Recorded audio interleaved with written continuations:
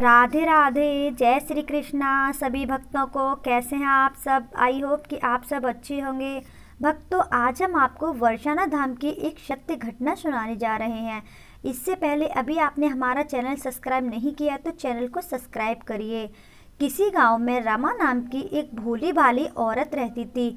4-5 साल हो चुके थे उसकी शादी को, लेकिन उसके घर अभी तक कोई बालक ने जन्म नहीं लिया था। रमा और उसका पति बालक के लिए बहुत तरसते थे। उसकी सास को भी बहुत चाव था कि जल्दी से वह दादी बने। एक दिन रमा के मोहल्ले की 8-10 औरतें राधा अष्टमी के उपलक्ष्य में किशोरी जी के दर्शन के लिए बरसाना धाम जा रही थीं। उन्होंने रमा और उनकी सास को भी चलने को कहा, तो रमा की सास बोली कि आप लोग रमा को ले जाओ, दोनों एक साथ घर से नहीं जा सकती हैं। घर में मेरे बेटे और पति को खाने की दिक्कत होगी। रमा पहले कभी भी बरसाना धाम नहीं गई थी। वह बड़ी उत्सुक थी बरसाना धाम जाने को। ऊपर से उसकी सास ने रमा को कहा, बेटी जाओ, किशोरी जो बहुत कल्याणमयी है, शायद वह तेरी गोद भर दे। बस यही बात रमा के दिमाग में बैठ गई कि अब तो मुझे जाना ही जाना है। उसके पति ने भी उसको जाने की आज्ञा दे दी। हालांकि वह 8-10 दिनों के लिए कभी भी अपने पति से दूर नहीं रही थी, फिर भी वह जाने को तैयार हो गई। रात की गाड़ी से सबको बरसाना धाम जाना था कि उसी दिन शाम को रमा के पैर में चोट लग गई। उससे चला भी नहीं जा रहा था, दर्द भी सहन नहीं हो रहा था। उसकी सास बोली कि तुम मत जाओ, फिर कभी चले जाना, तुम ऐसी हालत में नहीं जा सकोगी। लेकिन रमा नहीं मानी। उसने तो मन बना ही लिया था कि बरसाना की किशोरी करुणामयी है, मेरी गोद जरूर भरेंगी। बस यही सोचकर रमा बोली, कोई बात नहीं माँ जी, मैं ठीक हूँ।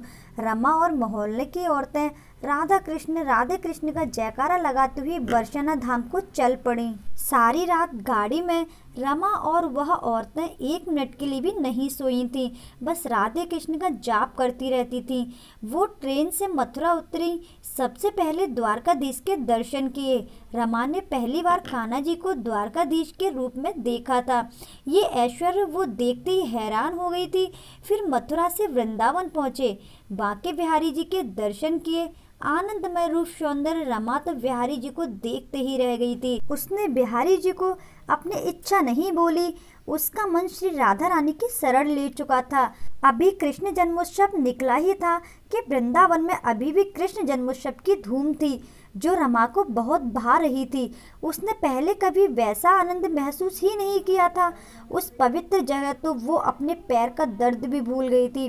रात वृंदावन रुके, सुबह बरसाना धाम जाना है, बस यही चीज रमा को प्रफुल्लित कर रही थी। अगले दिन सुबह ही सब बरसाना के लिए निकल पड़े। बरसाना धाम पहुंचकर सभी किशोरी जी के दर्शनों को चल पड़ी।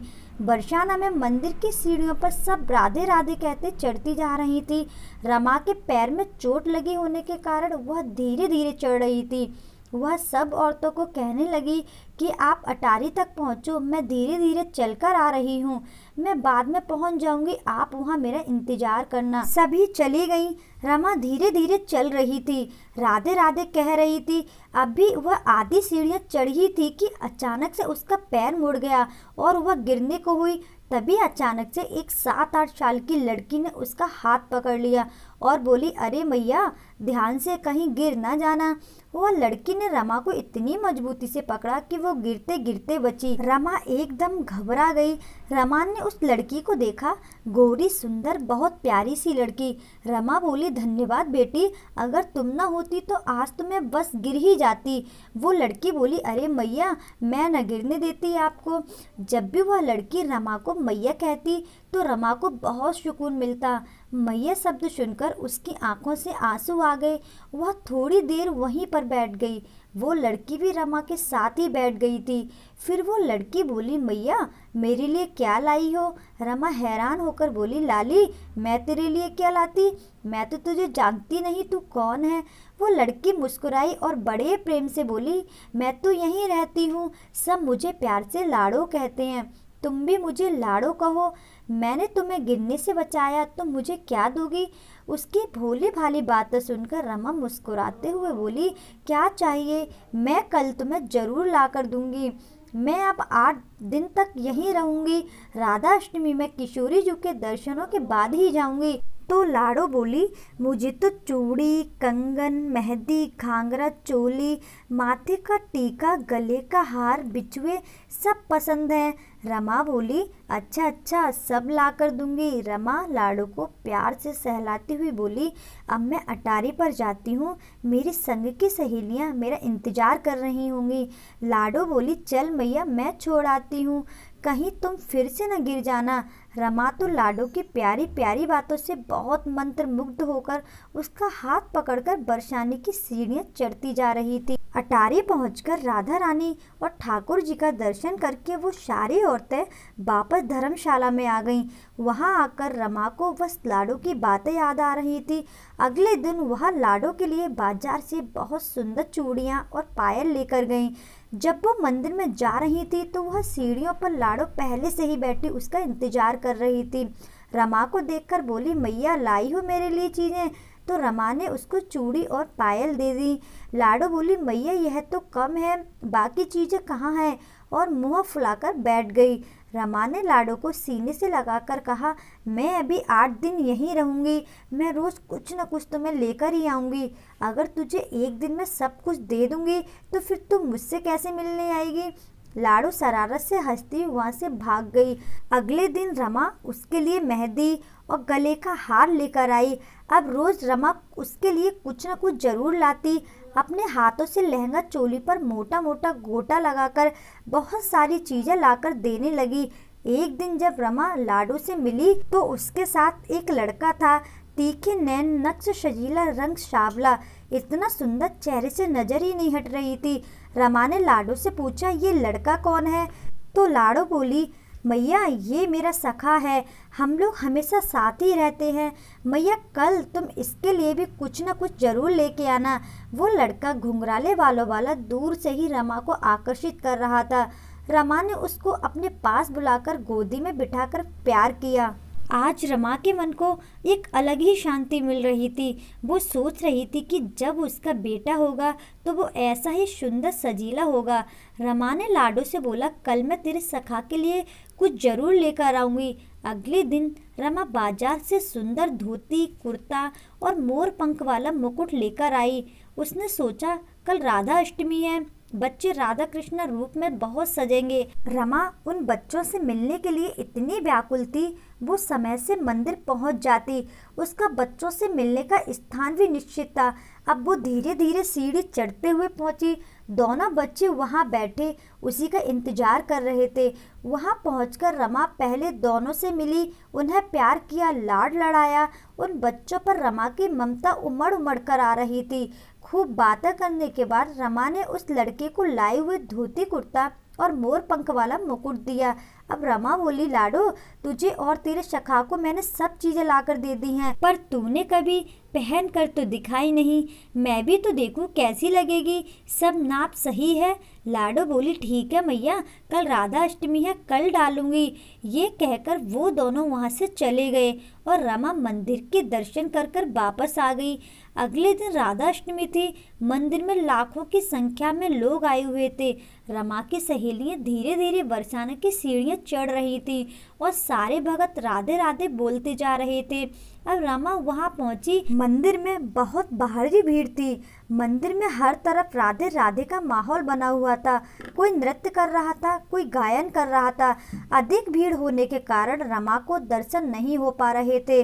फिर भी रमा मेहनत करके भीड़ को चीरते हुई किशोरी जू और श्यामा जी के दर्शन के लिए कुछ पल के लिए रमा पत्थर सी हो गई, क्योंकि किशोरी जू वही सब सामान पहना हुआ था जो रमा ने लाडो को लाकर दिया था। वही मोटे मोटे गोटे वाला नीले रंग का लहंगा, वही पायल, ठाकुर जी ने वही मुकुट पहना हुआ था और तभी उसका माटा थिनका।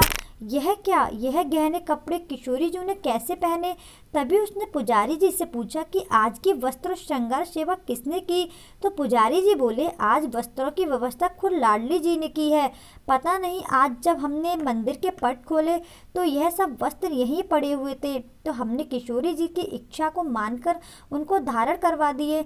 रमा तो मूर्छित होते होते बची। उसको तो विश्वास ही नहीं हो रहा था कि जो लाडो उसको रोज मिलती थी वह साक्षात किशोरी जी थी और वह कन्वर ठाकुर जी। रमा तो जैसे पागल ही हो गई थी। जल्दी जल्दी भीड़ को चीरती हुई उस जगह पर पहुंची जहां लाडो और कनुआ मिलते थे। वह जोर जोर से पागलों की तरह लाडो लाडो पुकारने लगी। वह लाडो लाडो कहे जा रही थी। आज तो लाडो का दिन था।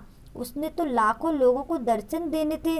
रमा बौखलाई सी कहती जा रही थी, लाडो लाडो मेरी सूनी गोद की लाज रखी, तूने मेरी गोदी में बैठकर पूरी कर दी। तभी वहां उसकी सहेलियां आ गईं और बोली, क्या हुआ रमा, किसको पुकार रही हो? परंतु रमा कुछ न बोली। सब औरतों ने कहा, चलो आज हमारी वापसी की ट्रेन है। ये बात सुनकर रमा को करंट सा लगा। वह बोली, मैं नहीं जाऊंगी जब तक लाडो मुझे नहीं मिलेगी। सब कहती, किसके बारे में बातें कर रही हो? उसकी बातों का कोई उत्तर न देकर रमा लाडो लाडो पुकारने लगी। सबने उसको बहुत जोर डाला, वापस चलो, परंतु रमा टस से मस नहीं हुई। हारकर सभी औरतें रमा को वहीं छोड़कर वापस आ गईं। घर आकर उसकी सास और पति को सब बताया। उसका पति उसको लेने गया, लेकिन रमा तो उस सीढ़ी पर जमकर बैठ गई। बस लाडो लाडो पुकार रही थी। वह रोज सीढ़ी पर आकर बैठती, आंसुओं से सीढ़ी को धोती, पलकों से सीढ़ी को बुहारती और आते जाते सबको कहती, अभी आएगी लाडो, बस आने वाली है। और जब शाम तक लाडो नहीं आती तो उसके विरह में उसको ऐसी पीड़ा होती जैसे हजारों बिच्छुओं ने डंक मारा हो। और उस पीड़ा में उसे इतना आनंद आता क्योंकि वह लाडो और कान्हा की विरह की पीड़ा थी।